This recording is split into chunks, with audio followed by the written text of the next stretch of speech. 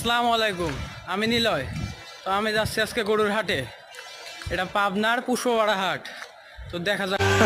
ব্যাপারটা বুঝতে হবে ব্রো, না বুঝতে কিন্তু হবে না। হ্যাঁ দিমু আমি কুরবানি, পকেট আছে বোতমানি, গরু কিনুম 3-4টা, ব্যাপারী কয় বোতমানি, দামাদামি কম কর, গরু 3টা প্যাকেট কর। প্যাকেজ যে করতে কস 72 লাখ আনছে। হ্যাঁ দিমু আমি কুরবানি, পকেট আছে বোতমানি, গরু কিনুম 3-4টা, ব্যাপারী কয় বোতমানি, দামাদামি কম কর, গরু 3টা প্যাকেট কর। প্যাকেজ যে করতে কস 72 লাখ আনছস নি। গোস্ত মানে মাটান, বংশ আমার পাঠান, কি বলো রাতান, সত্যি বলছি নি, দাম কমাও, হুক না গরুর দাম আবার 72 লাখ মারাও।